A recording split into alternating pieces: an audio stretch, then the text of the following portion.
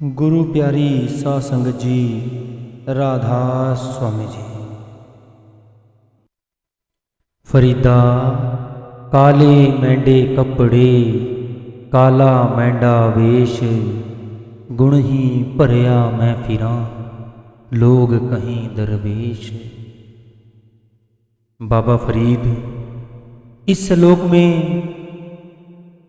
नम्रता का जिक्र कर रहे हैं।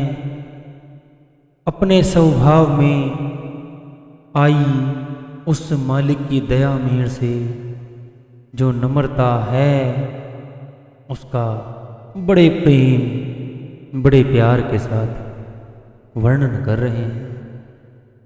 आप फरमा रहे हैं कि मेरा काला पहरावा देखकर लोग मुझे दरवेश कहने लगे, मुझे कोई साधु कोई महात्मा कहने लगे, परंतु मैं तो गुनाहों से भरा हुआ हूँ।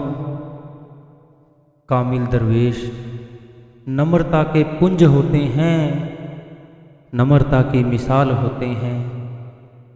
वे हमेशा उस मालिक के भाणे में रहते हैं। गुरु अर्जन देव जी फरमाते हैं, कहो नानक हम नीच कर्मा, शरण पड़े की राखो शर्मा।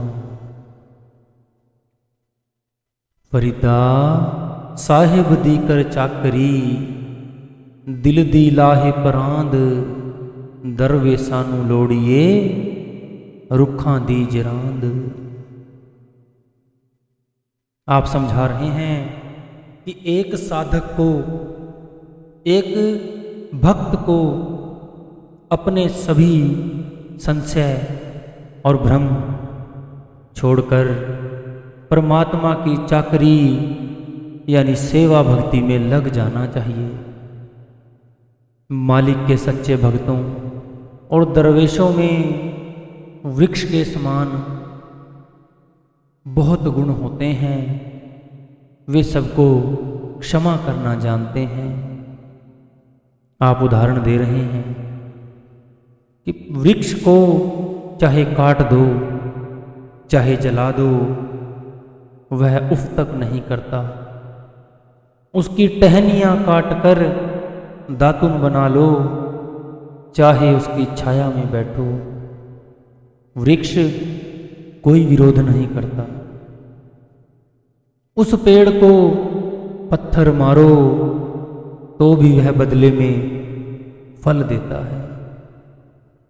आप समझा रहे हैं कि हर प्रकार के वहमों और भ्रमों से अपने ध्यान को निकालकर तन मन सब उस परमात्मा की सच्ची भक्ति में लगा देना चाहिए। सच्चा दरवेश बनने के लिए परमात्मा की रज़ा में राज़ी रहना चाहिए। सच्चा दरवेश जिंदगी के हर मुश्किल हालात से निकल जाता है। वह दुनिया के हालात को देखकर परमात्मा की भक्ति करना नहीं छोड़ता। जिस हालात में मालिक रखे वह खुशी खुशी उसी हालात में मालिक की बंदगी में मगन रहता है। तत्ती तोए न पल्लवे, जे जल डूबी देहे, फरीदा जो डुहागण रब दी, चूरेंदी चूरे।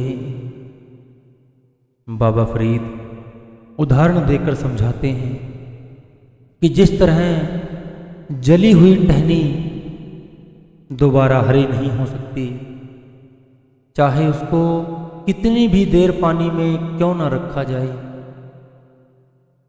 ठीक उसी प्रकार परमात्मा रूपी पति से विमुख हुई अभागी आत्मा को संसार में कभी सुख नहीं मिल सकता। वे संसार में हमेशा दुखी ही रहती हैं।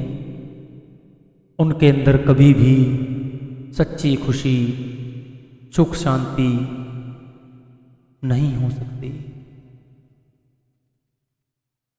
जा कुंवारी ता चाओ विया ही ता मामले, फरीदा एहो पछताहो वत कुंवारी ना थी। बाबा फरीद समझाते हैं कि कुंवारी लड़की को विवाह की खुशी होती है, परंतु जब विवाह हो जाता है उसको परेशानियां और झंझट सहने पड़ते हैं। तब उसका वैवाहिक जीवन सिरदर्दी बन जाता है। वह दुखी होकर सोचती है कि इससे तो मैं कुंवारी अच्छी थी, परंतु अब दोबारा ऐसा नहीं हो सकता। बाबा फरीद संकेत कर रहे हैं कि प्रारंभ में साधक को भक्ति और प्रेम का शौक होता है, परंतु इश्क का रास्ता, उस प्रभु प्रेम का रास्ता आसान नहीं। साधक को अनेक परीक्षाओं से गुजरना पड़ता है। दुख भी आएंगे, सुख भी आएंगे, इज्जत भी होगी, बेइज्जती भी होगी, बहुत कष्ट सहने पड़ते हैं। जब विरह की चोटें पड़ती हैं तब जीवात्मा रोती है, चिल्लाती है, वह निरंतर मालिक के विरह में तड़पती है, परंतु किसी भी सूरत में इश्क के रास्ते से पीछे नहीं हटती।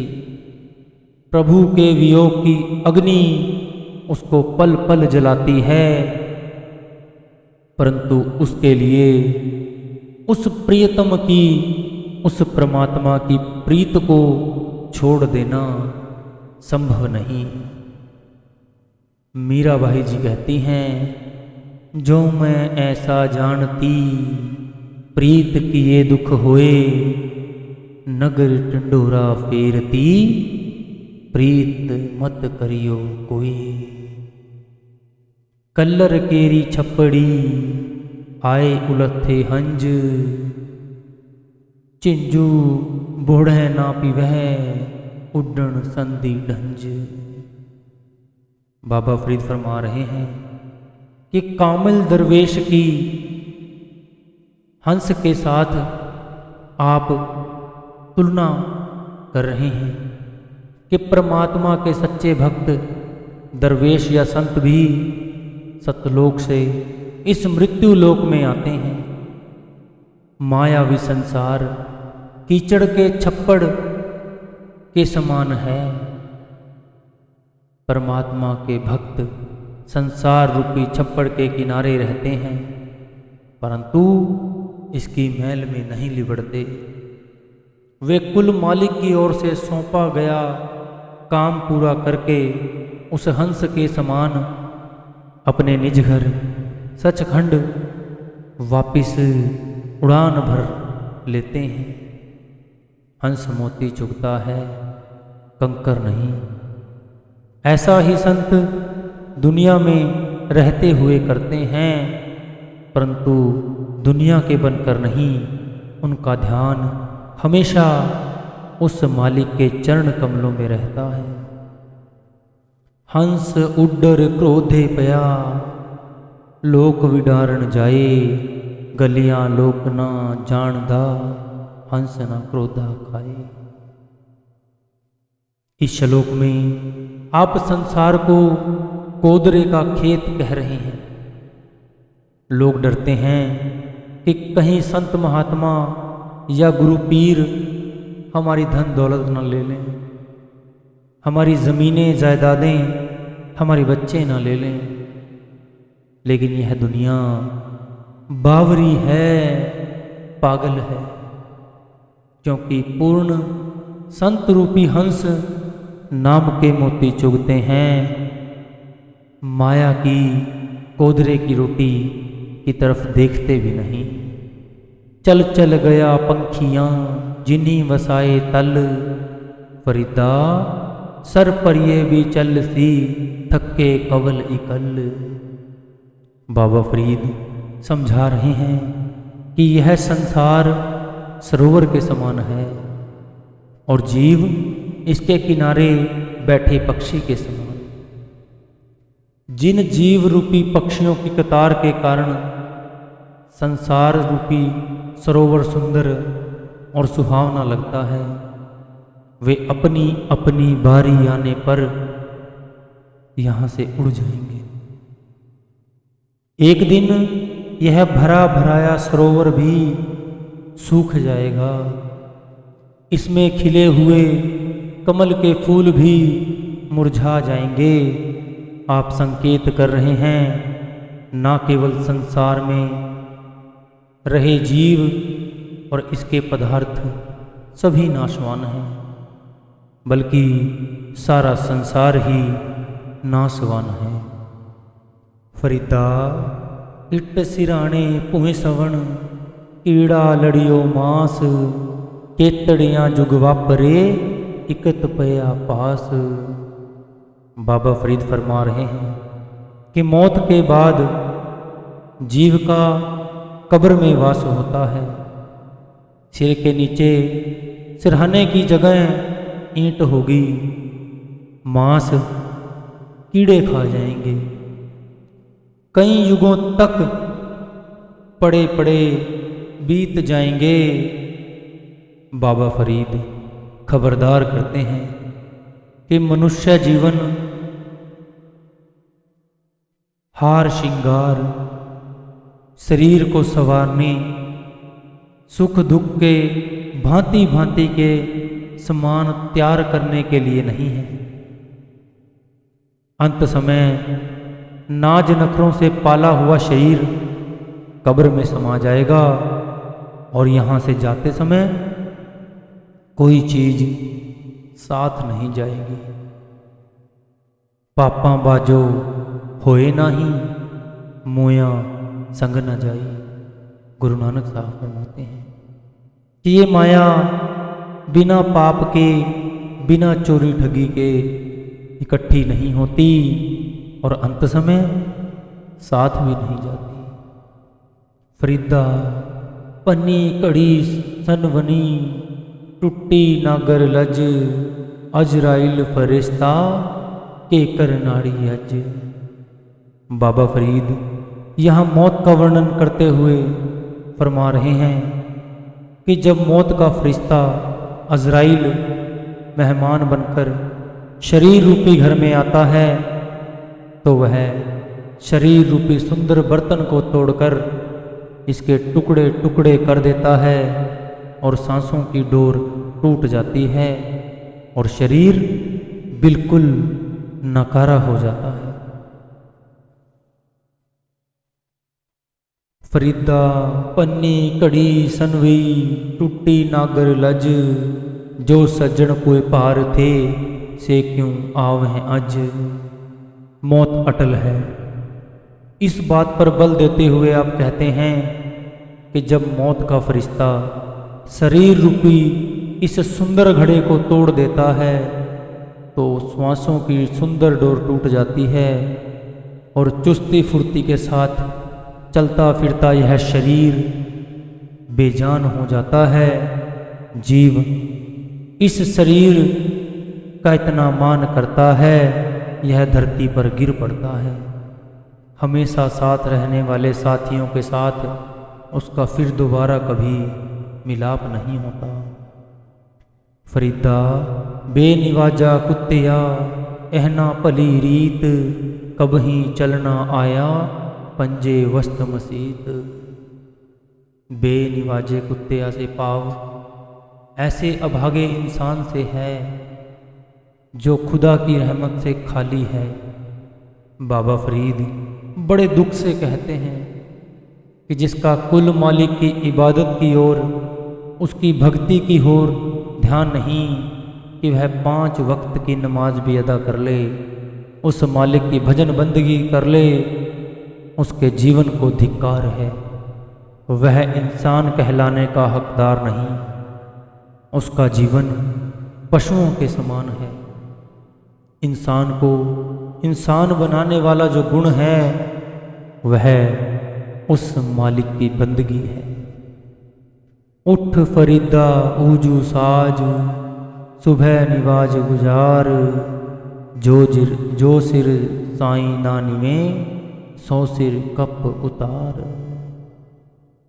मुसलमान भाई सुबह मुंह हाथ धोकर नमाज पढ़ते हैं। बाबा फरीद नसीहत करते हैं कि सुबह मुंह हाथ धोकर कुल मालिक की बंदगी करो। जो सिर उस मालिक की याद में नहीं झुकता उसे काट देना चाहिए। जो सिर साईं ना निवे, सो सिर कीजे काए, पुण्य हेठ जलाइए, बालन संधे लाए। आप फरमा रहे हैं कि जो सिर मालिक की बंदगी में नहीं झुकता वह सूखी लकड़ियों की तरह हांडी के नीचे जला देने योग्य है। सभी संत महात्माओं और कामिल दरवेशों ने रूहानी अभ्यास करने पर बल दिया है। मुर्शिद के कदमों में पहुंचकर उनसे इबादत का तरीका समझ लेना ही काफ़ी नहीं, उसे अमल में लाना भी जरूरी है। बाबा फरीद बंदगी ना करने वालों के लिए बहुत कठोर वचनों का उपयोग कर रहे हैं। गुरु अर्जन देव जी महाराज कहते हैं, नैन ना देखें साध से, नैन बिहालिया, कर्ण ना सुनही नाद, कर्ण मुद कालिया, रसना जपे न नाम, तिल तिल कर कटिए, हरियां जब बिसरे गोविंद राय, दिनों दिन कटिए। आप फरमाते हैं कि जो नेत्र यानी आँखें संतों के दर्शन नहीं करती वे आँखें बेहाल हो जाती हैं। जो कान शब्द यानी नाम नहीं सुनते उन्हें बंद कर देना चाहिए। जो जिह्वा नाम का सुमरण नहीं करती उसे तिल तिल करके काट देना चाहिए। जीवन की अवधि दिन प्रतिदिन कम होती जा रही है। परमात्मा को विसार देने में नुकसान ही नुकसान है भाई। फरीदा किथे तेड़े मापिया, जिन ही तू जणियो, ते पैसाहो ओहि लद गए, तू वजह ना पतीणियो। मौत अटल है, इस बात पर आप फिर बल देते हुए बाबा फरीद पूछ रहे हैं कि तुम्हारे माता पिता जिन्होंने तुम्हें जन्म दिया था अब कहाँ हैं? वे तुम्हारे पास से चले गए। क्या उनकी मौत देखकर भी तुम्हें विश्वास नहीं हुआ कि यहाँ कोई नहीं रह सकता? यदि हमेशा रहना संभव होता तो हमारे बुजुर्ग कहाँ चले गए? यदि वे यहाँ नहीं रह सके तो हम यहाँ कैसे रह सकते हैं? फरीदा मन मैदान कर, टोए टिब्बे लाए, अगे मूल ना आवसी, दोजक संधि पाए। बाबा फरीद फरमा रहे हैं कि तुम्हारे मन के अंदर जो विकारों के गड्ढे और अहंकार के ऊंचे टिब्बे हैं उनको समतल कर लो। अहंकार त्याग कर सच्ची नम्रता धारण करके खुद को कुल मालिक की बंदगी में लगा दो। ऐसा करोगे तो नरक की आग से बच जाओगे। फरीदा खालक खलक में खलक वसै रब माही, मंदा किसनु आखिए, जा तिस बिन कोई नाही। इस श्लोक में गुरु अर्जन देव जी परमात्मा की सर्वव्यापकता का वर्णन कर रहे हैं। इस सारे संसार का एक ही खालिक यानी वह मालिक है। वह सब जगह मौजूद है और सब उसमें मौजूद हैं। इसलिए किसी को बुरा कहना ठीक नहीं। सभी के अंदर उस एक परमात्मा का नूर है। इसलिए सभी से प्रेम, प्यार और सम्मान के साथ रहना चाहिए। फरीदा जे दिया नाला कपिया, जे गल कप्पै चुख, पवन न इति मामले, सहा न इति दुख। बाबा फरीद कहते हैं कि मेरे जन्म के समय जब मेरी गर्भनाल काटी गई थी, यदि उस समय दाई मेरा गला काट देती तो ना मुझे इतने संकटों से गुजरना पड़ता और ना इतने दुख सहने पड़ते। आप इस श्लोक में साधक के विरह यानी प्रभु से विछोड़े की अवस्था का वर्णन कर रहे हैं। जब सच्चे आशिक के अंदर प्रभु प्रीतम के लिए तड़प पैदा होती है तो उसे हर पल वेदना सताती है। वह मालिक की याद में प्यासी मछली की भांति तड़पता है। आपने पीछे कई श्लोकों में भाव प्रकट किया है कि जीवात्मा के सभी दुखों का कारण परमात्मा का विछोड़ा है। यही आत्मा के लिए सबसे बड़ा दुख है। प्रियतम के वियोग का जीवन और मौत से बदतर कुछ भी नहीं। चब्बन चलन रतन से सुनियर बह गए, हेड़े मुत्ती ताए से जानी चल गए। जब बुढ़ापा आता है तो शरीर के सारे अंग काम करना बंद कर देते हैं। चबाने वाले दांत, चलने वाली टांगें, रत्न जैसी आंखें और सुनने वाले कान सभी काम करना बंद कर देते हैं। शरीर चित्कार करता है कि हाय मेरे प्यारे साथी मेरा साथ छोड़ गए। बाबा फरीद कहते हैं कि जब शरीर के अंग ही हमारे साथ नहीं रहते, जब शरीर भी अपना नहीं है, तो संसार के ये जो रिश्ते नाते, ये जो सहारे हम पक्के और सच्चे समझते हैं, ये हमारे कैसे हो सकते हैं। फरीदा बुरे दा भला कर, गुस्सा मन हंडाए, देही रोग न लग गई, पल्ले सब किछ पाए। बाबा फरीद समझा रहे हैं कि बुरा करने वालों का भी भला करना चाहिए, क्रोध से बचकर रहना चाहिए। जीव शारीरिक, मानसिक और आत्मिक रोगों से बचा रहेगा, क्योंकि क्रोध में आकर जीव कितने ही प्रकार की गलतियां करता है, अपने शरीर को हानि पहुंचाता है। जब क्रोध आता है तो दूसरे का नुकसान हो ना हो, लेकिन जीव अपना तो नुकसान कर ही लेता है। इसलिए जीव को चाहिए कि क्रोध को काबू में रखे, क्रोध से बचकर चले, उसे संपूर्ण परमार्थी जीवन का लाभ प्राप्त हो जाएगा।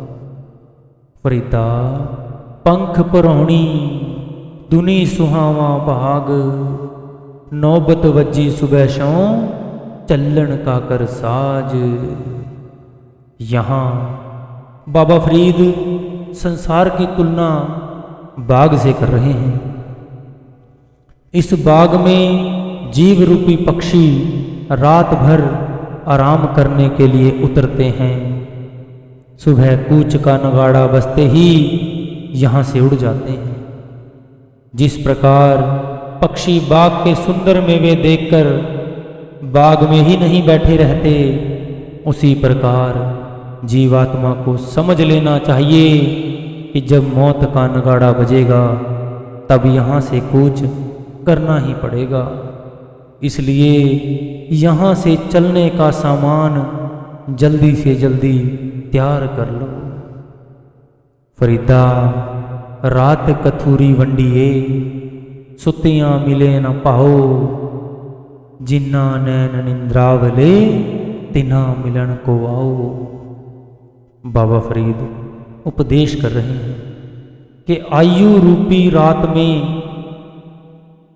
कुल मालिक की दरगाह से हरि नाम की कस्तूरी यानी नाम का अमृत बांटा जाता है। जो जीव मोह माया की नींद में सोए हैं, गफलत की नींद में सोए हैं, उनको इस कस्तूरी में से हिस्सा कैसे मिल सकता है।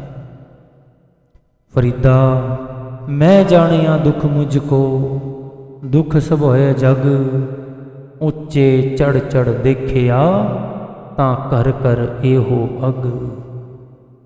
आप संसार के दुखों का वर्णन करते हुए कहते हैं कि जब तक मुझे ज्ञान मिला मैं जीवन के दुखों के बारे में सोचता था। मैं यही समझता था कि केवल मुझे दुख है, परंतु जब मैं रूहानी मंजिलों में ऊपर पहुंचा तो मुझे पता लगा कि सारा संसार दुखों की आग में जल रहा है। कबीर साहब फरमाते हैं, चलती चक्की देख के दिया कबीरा रोए, दोए पट भीतर आए के साबित बचाना कोई। सारा संसार आशा तृष्णा और कर्म के फल की चक्की में पिस रहा है। सारा संसार बीमारी, बुढ़ापे, मौत का संताप दिन रात भोग रहा है।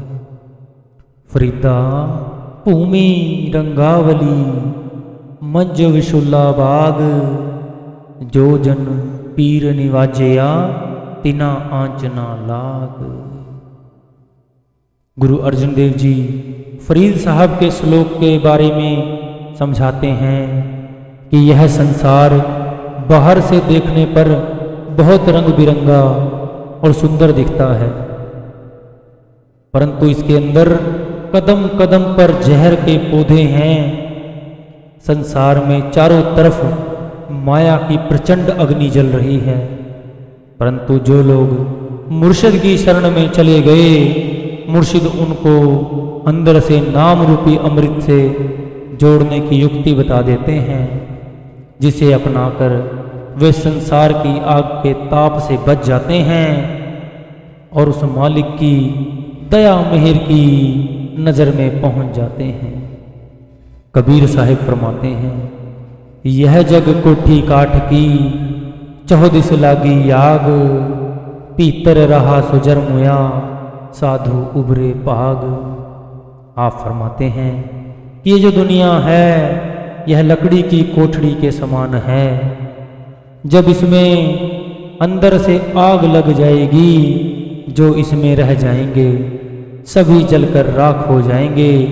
केवल वही बच पाएंगे जो किसी पूर्ण गुरु की, पूर्ण साधु की शरण में जाकर नाम के अमृत रूपी हीरे को एकत्रित करेंगे। फरीदा उम्र सुहावड़ी संग सुवनड़ी देहे, विरले कई पायन जिना प्यारे नहीं। गुरु अर्जुन देव जी फरीद जी के श्लोक के संदर्भ में फरमाते हैं कि जिन विरले भाग्यशाली जीवों को प्रभु से प्रेम हो गया, जिनके लिए उस मालिक के साथ जुड़ गई, उनका जीवन सुखी और सुंदर हो गया। जी। राधा स्वामी जी।